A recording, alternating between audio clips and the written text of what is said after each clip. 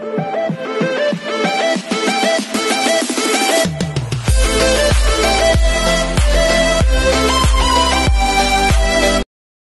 this is Kijipo Vlogs, si Filipino reactor based team King of Saudi Arabia, and welcome back to my channel. Agad-agad gawa natin ng reaction video, ang Barda compilation for today's video kasi maraming atake, maraming mga ayuda ngayon for today's video at kailangan natin yan isa-isahin. So dito kay Ma'am Alice Liberisa, Ma'am Alice, shout out to you, huwag niyong aano-anuhin si Ma'am Alice Liberisa.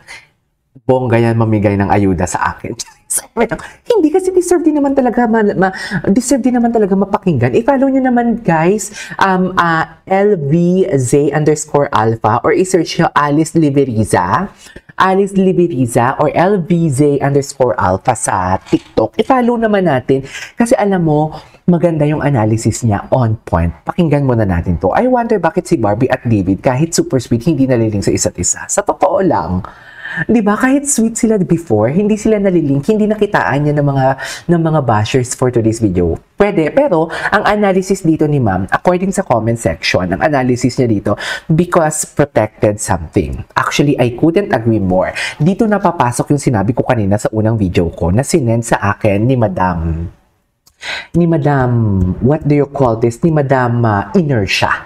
Na dito na yung papasok na bakit ngayon lang linabas ang mga BTS. Kasi this is my analysis ha. Ayokong i-confirm to nor i-deny kasi ayokong i-confirm nor i-deny kasi kung i-confirm ko, it feels like I'm invading their privacy. Kung i-deny ko naman, it feels like nagsisinungaling ako sa sarili ko na parang kung tipong wala akong alam sa mga nangyayari before mga January, February, March, and everything. Okay? So dito papasok yung sinasabi kong bakit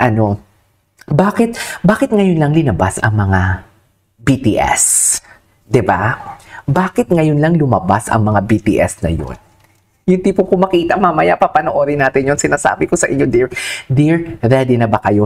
Kaya masaya ako for today's video kasi ay shoota, tama nga naman talaga for today's video. So, ang nalalaman ko mga February, March, wala pa pala yun. Wala pa pala yun. February, March, o diba, sabi ko nga sa inyo, matagal na bago lumabas si Barbie ng statement. Matagal na yun. Matagal na silang break for today's video. Anyways, I wonder bakit si Barbie at David kasi super sweet, hindi lang sa isa't isa. Kasi protektado nga. Kaya nga hindi linabas ang mga BTS ng that kind of love na sobrang realistic talaga ang mga behind the scene doon for today's video. Kasi baka naman i-bash sila ng mga judgment for today's video. Anyways, nonetheless, ipanoorin natin to. Ano pa? Ito kay Ma'am Alice to wait lang. Let's clear the air, fellow fans. Okay, go ma'am. Wait lang. Barbie plus Jameson, they are co-stars in Contrabida Academy, Netflix, September 2025. Photos of them together are from work, promos, or normal cast banding. I couldn't agree more.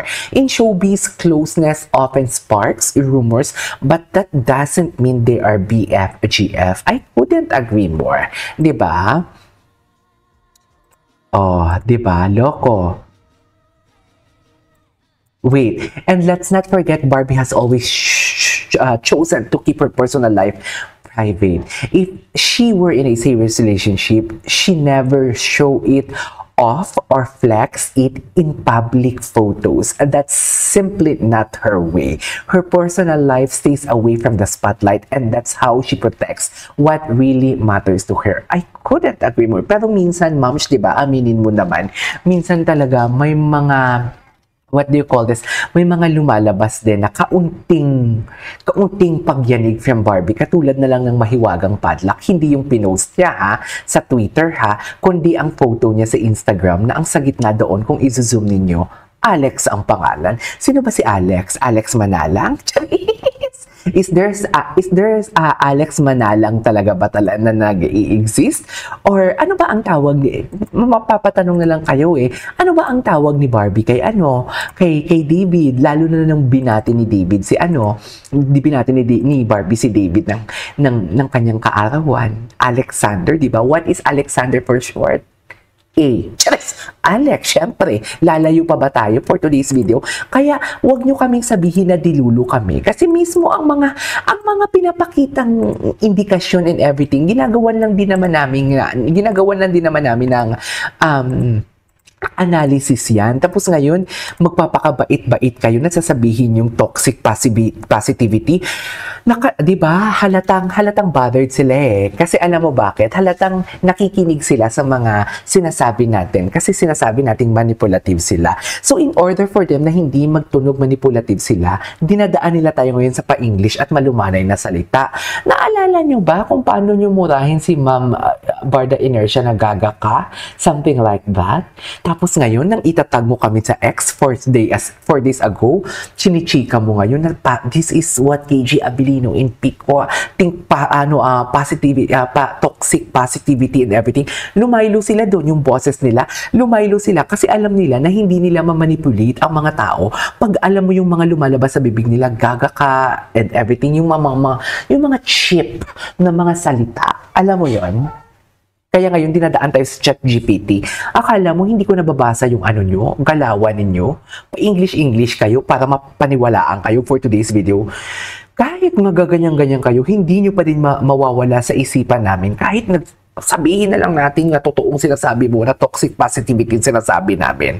Di ba? Na hinahide ang truth. Bakit? Sino ka? Sino ka para mag-expose ng truth? Yan yung itanong mo sa sarili mo, mother. Di ba? Ikwento mo yun sa kilay mo. Bakla ka ng taon para kang frog. Totoo lang, di ba? Tapos ngayon, sasabihin mo, maglalaylo-laylo ang magto-tone down ka para kunwari, aping-aping ka for today's video at makakuha ka ng simpatya. No, inunahan mo kami ng pagka-squatter mo, ang squatter ng ugali mo, ang nambibig mo, kami. Kaya ngayon, babalik yan sa'yo for today's video. Ang nagpapakumbaba ay pinagpapala. Ang nagpapakumbaba, ang binababa ay itinataas for today's video. Diba? Kaya tigilan mo kami bakla. Bakit pa tayo napunta doon sa ganyang issue? Diba? Aminin ninyo yan. Ang bibig nila dati kay David, pati sa mga content creator na kay Barbie na Barda Defender, dear, bakla, ano pa, mga gaga ka, mga ganon, boba ka. Di ba sinasabi, ako talaga sasabihin ko talaga kayo, bobo kayo. Totoo. Di ba? Sinasabi bobo ka, gaga ka. Kahit sa akin, di ba, pinost nila ako na may mga ganyang caption for today's video. Tapos ngayon, nakita nila na, alam mo yung tipong hindi nila makuha yung simpatya sa ganong klaseng atake. Ngayon ginagaya nila kami, yung tipong social ang atake, di ba? Tone down kami, social. Alam mo yung drastic magsalita, but very classy pa din pakinggan. Ngayon ginagaya nila yan. Actually, gayang-gaya nila yung mga technique namin for today's video. Yun nga lang, hindi nila magaya ang views. Hindi nila magaya ang kung paano i-deliver. Kasi wala naman silang mukha eh. Charis! Diba? Hello, inaano ko nga sila, Zoom tayo. Charis! Kahit nga sa live chat, diba, nawala yung isa. Sino ba yun? Si Red Virus ba yun? If I'm not mistaken. Or meron si Ann something, yung tipong may sinagot siya doon sa live ko, tapos nang dinadaldal ko siya, hinahamon ko siya, sabi ko nga sa moderator ko, sa mga naka-blue na pangalan sa aking channel, wag niyo siyang i-block, hintayin natin siyang sumagot, kasi gusto ko makipagtalakan sa kanya. Hindi na siya sumagot, dinaanan niya lang kami, 'di ba? Kaya ganyan sila, ano lang yung mga bashers na yan, matapang lang yan sila. Kasi aside sa wala silang mga mukhang pinapakita, is isang beses niya lang tayo padadaanan, tapos hindi na nila kaya niyan i-explain or i-justify. Wala nang continuation ng kanilang mga chismis. Kilala ko na yan sila. Charis, wait lang. And let's not forget, Barbie has always chosen to keep her personal life private.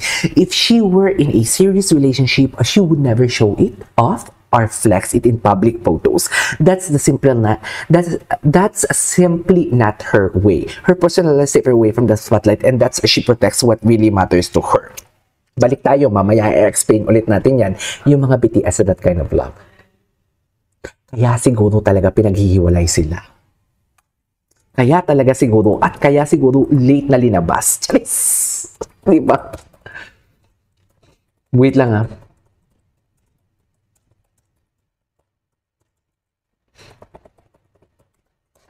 Diba? Kaya pala. Tama nga naman, they are protecting each other. This is only our analysis, ha? Okay? This is our only analysis. Anyways, mahaba na itong video na ito. Tapusin natin ito mamaya. This is KG Vlogs and see you on my next vlog. Bye!